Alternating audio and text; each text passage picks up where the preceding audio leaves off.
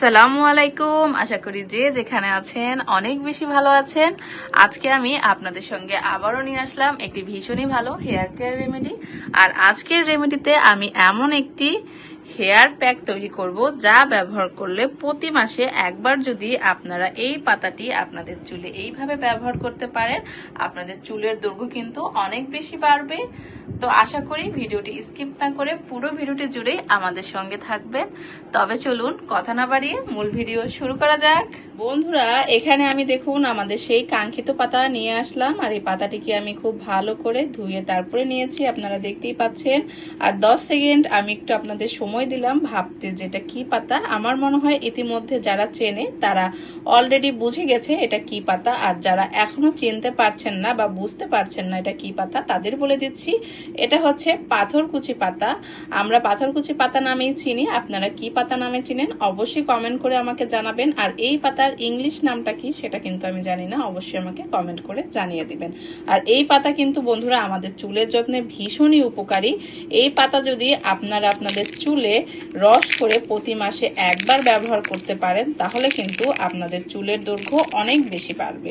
ব্যবহার করার ফলে আমাদের চুল কিন্তু অনেক বেশি মজবুত হয়, চুলের গোড়াকে মজবুত করতে সাহায্য করে, চুলকে লম্বা করতে সাহায্য করে, চুলকে ন্যাচারালি ডাই করতে সাহায্য করে। এছাড়াও যাদের চুল অনেক বেশি পাতলা, চুলটা সুতার মতো পাতলা, তাদের চুলটাকে কিন্তু দড়ির মতো মোটা করতে সাহায্য করে। যাদের স্ক্যাল্পে নানান ধরনের ফাঙ্গাল ইনফেকশন আছে, সেই সমস্ত ফাঙ্গাল ইনফেকশনকে কিন্তু রিমুভ করতে বা দূর করতে অনেক বেশি হেল্প করে। বন্ধুরা, এখানে আপনারা দেখতেই পাচ্ছেন কথা বলতে বলতে কিন্তু এই পাতাটাকে আমি একদম কষলে নিলাম। কষলে এটা যদি আপনারা 2-3 মিনিটের মতো একটা সাইডে রেখে দেন, এর থেকে কিন্তু পানি ছাড়া শুরু হয়ে যাবে।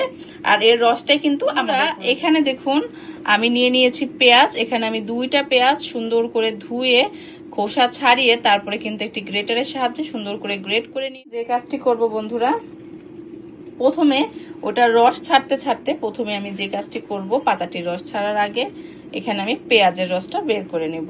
আর সেই জন্য এখানে আমি কোনো কিছু ব্যবহার করব না, জাস্ট যতটা সিম্পললি আপনাদের দেখাতে পারি সেইভাবেই কিন্তু আমি সবসময় আপনাদের দেখাই। এভাবে করে হাত দিয়ে চেপে এই পেঁয়াজের রসটা কিন্তু আমি নিয়ে নিলাম। আর অবশ্যই এই রেমেডিটি ব্যবহারের আগে আপনাদের চুল ভালো করে শ্যাম্পু দিয়ে ধুয়ে স্কাল্পটা পরিষ্কার করে নেবেন। ময়লা স্কাল্পে যদি আপনারা এই রেমেডিটি ব্যবহার করেন তাহলে কিন্তু এর কোনো কার্যকারিতা পাবে না। এখন আমি যে কাজ করব সেটা হচ্ছে, এখানে এখন আমি এই পাতার রসটা নিয়ে নিব। দেখুন বন্ধুরা, মিনিট এটা একটু ভাবে করে কচলে কিন্তু রেখে দিয়েছিলাম একটা সাইডে, এতে করে কিন্তু এর থেকে প্রচুর পরিমাণে রস বেরোচ্ছে। আর এইটুকি রস কিন্তু আমাদের এনাফ, কেননা শুধু এটা আমরা স্কাল্পেই মাসাজ দিব, আমাদের পুরো চুলে কিন্তু এটির কোনো প্রয়োজন নেই। তো এখানে আমি এই 2টি উপকরণেরই রস কিন্তু নিয়ে নিলাম।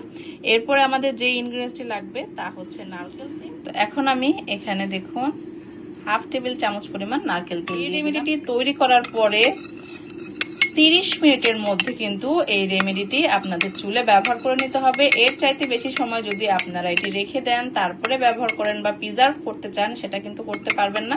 তাহলে কিন্তু যে পেঁয়াজের রসের যে গুণাগুণ এবং এই পাথরকুচি পাতার যে গুণাগুণ সেটা কিন্তু নষ্ট হয়ে যাবে, আর আমাদের চুলে কিন্তু সঠিক কার্যকারিতা পাবে না।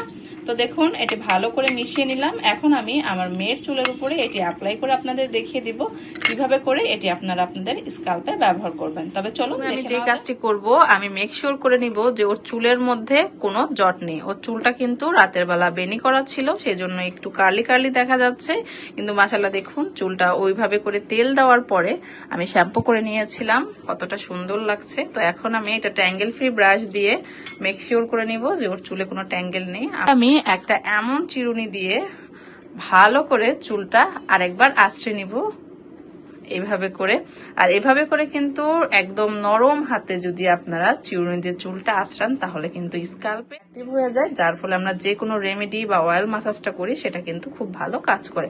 তো এখন আমি যে কাজটি করে নিব সেটা হচ্ছে এইভাবে করে বিলি কেটে নিব, যেভাবে করে আমরা মাথায় তেল দিই ঠিক সেইভাবে করে বিলি কেটে। যদি কটন প্যাড থেকে থাকে সেটাও নিয়ে নিতে পারেন, আর যদি সেটা না থাকে এত ঝামেলার কিছু নেই। এভাবে করে আঙুলের ডগায় নিয়ে এভাবে জাস্ট তেল দেওয়ার মতো এভাবে করে দিয়ে দিব।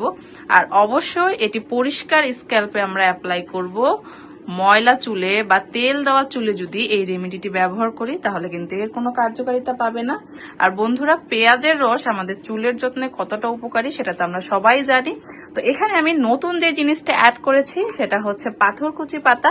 তো অনেকেই হয়তো বা কনফিউশনে থাকতে পারেন যে পাথরকুচি পাতা আবার চুলে ব্যবহার করা যায় নাকি। জি হ্যাঁ বন্ধুরা, একটু কষ্ট করে গুগল করে দেখে নেবেন পাথরকুচি পাতা আমাদের চুলের যত্নে বা ত্বকের যত্নে বলুন কতটা উপকারী। আর আমি একটা জিনিস আপনাদের বলতে চাই, ন্যাচারাল ইনগ্রিডিয়েন্টস দিয়ে রেমেডিটি তৈরি করে নিয়েছি। তো সেই জন্য একবার হলেও আপনারা এই রেমেডিটি ব্যবহার করবেন। আর এই রেমেডিটি কিন্তু মাসে একবার ব্যবহার করতে হবে, 15 দিনে একবারও না।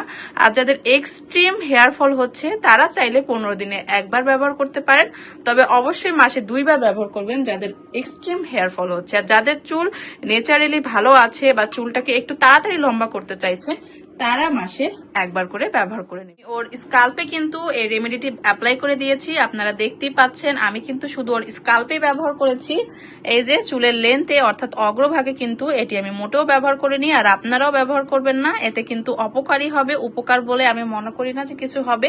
তো অবশ্যই মনে রাখবেন এটা শুধুমাত্র আপনাদের স্কাল্পে ব্যবহার করতে হবে। আর এটি ব্যবহার করে শুধুমাত্র 20 থেকে 30 মিনিট রাখবেন আপনাদের চুলে। তারপরে কিন্তু শ্যাম্পু দিয়ে খুব সুন্দর করে চুলটি ধুয়ে নেবেন। আর অবশ্যই শ্যাম্পুটা একটু মাইল্ড করে ব্যবহার করার চেষ্টা করবেন, অর্থাৎ শ্যাম্পুর মধ্যে কিছুটা পানি মিশিয়ে তারপরে চুলে ব্যবহার করবেন। আশা করি আজকের ভিডিওটি আপনাদের ভালো লেগেছে। যদি ভিডিওটি ভালো লেগে থাকে তাহলে অবশ্যই চ্যানেলটি সাবস্ক্রাইব করে দিবেন এবং পাশে থাকা ছোট্ট বেল বাটনটি প্রেস করে দিবেন। আর যাদের ভিডিওটি একটু বেশি ভালো লেগেছে তারা অবশ্যই আমাদের ভিডিওতে একটি লাইক দিয়ে দিবেন আর কমেন্ট করতে ভুলবেন না। সবাই ভালো থাকবেন, সুস্থ থাকবেন আর আমাদের পাশেই থাকবেন। আল্লাহ হাফেজ।